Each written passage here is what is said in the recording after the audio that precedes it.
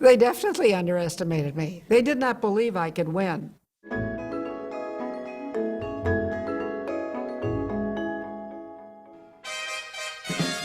I got my master's from Harvard in political science.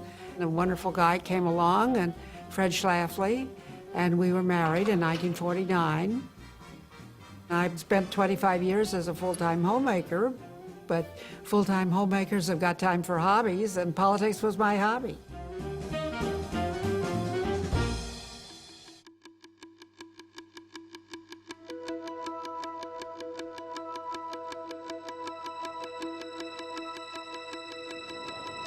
I wrote my little book, A Choice, Not an Echo, on an old standard typewriter, and sent it off to be printed as a paperback, and sold 3 million copies out of my garage.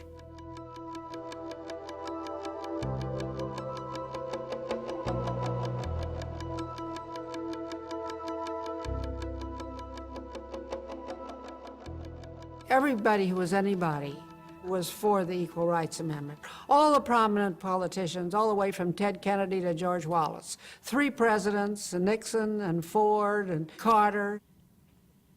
I started the Phyllis Schlafly report, and I wrote one issue called, What's Wrong with Equal Rights for Women? And pretty soon I began to get telephone calls from friends around the country saying, Phyllis, I took your newsletter to our legislature and they defeated ERA. And then I realized we had something. The Equal Rights Amendment will take away the right of a wife to be supported by her husband in a home provided by her husband, and her right to have her husband support her minor children.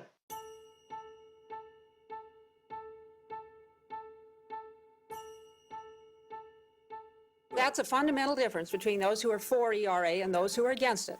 You think my daughter should serve. I think women should have the choice not to serve. In the early years of fighting ERA, I started out with my Republican women friends, but then I realized we needed reinforcements. So I sent out appeals to the various churches. We had the Catholics, the Protestants, the Evangelicals, the Mormons, and the Orthodox Jews. I would send out my rotunda letter, meet me in the rotunda at 12 o'clock. Then we would lobby the legislators. We would take them home-baked bread and give one to every one, whether they were for us or against us.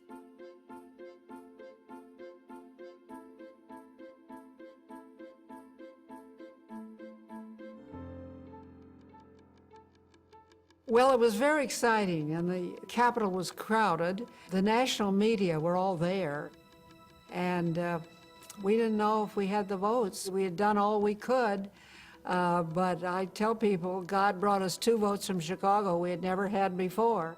In Springfield, Illinois this evening, the House of Representatives voted on the Equal Rights Amendment and fell 5 votes short of the necessary 2/3 majority required for passage. Well, we won.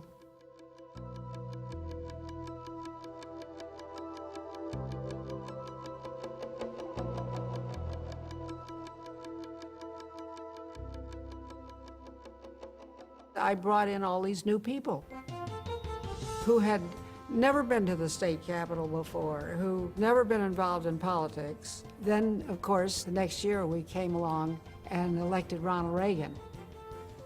I'm very proud of my family, of my 6 children, but if you're talking about politics, teaching the conservative movement that it is possible to win.